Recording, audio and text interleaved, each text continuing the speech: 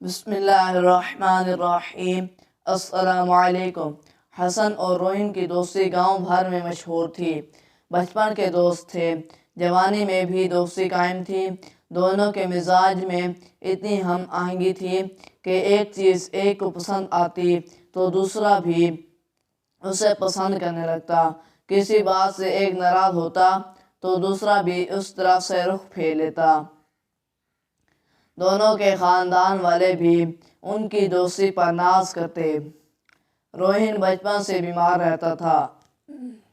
بارش میں بھیگا کہ بخار جکڑ لیتا، لو لگتی تو بستر پر پڑ جاتا۔ سردی میں نزلہ کھانسی اسے گھیرے رہتے۔ اس وجہ سے دماغی طور پر کمزور ہو گیا تھا۔ 7ویں کلاس کے بعد اس نے پڑھائی چھوڑ دی۔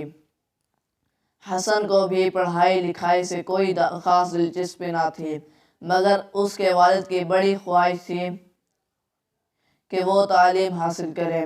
10ویں جماعت کے بعد اس نے بھی اسکول جانا چھوڑ دیا اور اپنے والد کے ساتھ پرچون کی دکان پر بیٹھنے لگا۔ اس کی شادی بھی جلدی ہو گئی۔ 10 سال کا ایک بیٹا محسن تھا۔ اس کا روہین اپنے پتا کے ساتھ کھیتوں میں کام کرتا تھا۔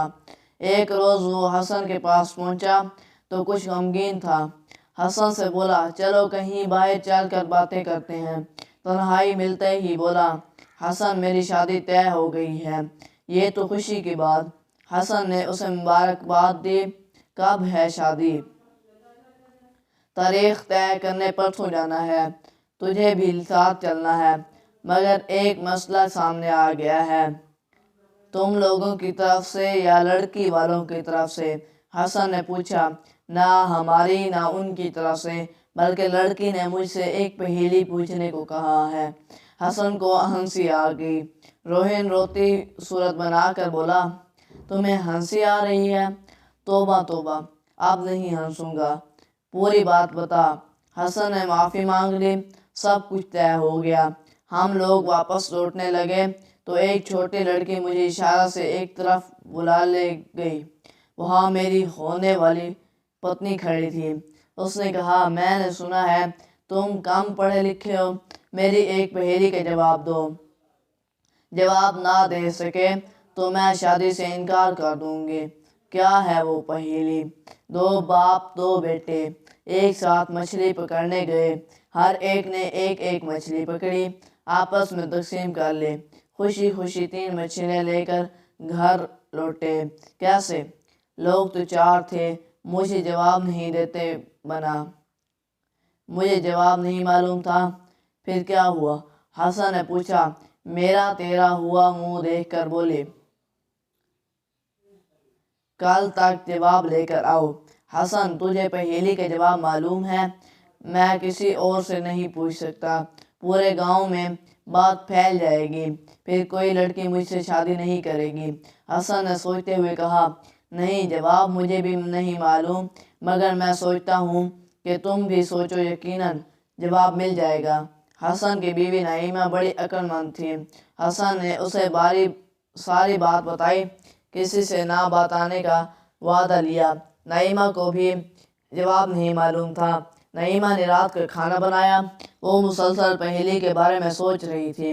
اس نے دسترخوان بچھایا، کھانا لگایا، سسر صاحب کو بلایا، حسن کو بلایا اور محسن کو بھی آواز دی۔ تینوں بیٹھ گئے تو نعیمہ نے جوار کی 3 موٹی موٹی روٹیاں ایک پلیٹ میں رکھ دی۔ بولی، 2 باپ 2 بیٹے روٹیاں پکائیں 3، ہر ایک کے حصہ کی ایک ایک روٹی، چلو بسم اللہ کرو۔ واہ امی! محسن کھل کر ہنس پڑا، آپ کا حساب غلط ہو گیا۔ 2 باپ 2 بیٹے مل کر تو 4 ہوتے ہیں، بالکل غلط نہیں ہوا بیٹے۔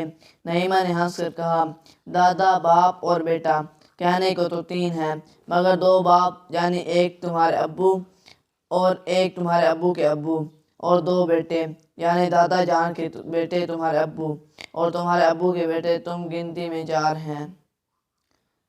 حسن کے دماغ کی کھڑکی کھل گئی۔ فوراً اٹھ کھڑا ہوا، بولا، ابو جان بسم اللہ کیجئے، میں ابھی آیا۔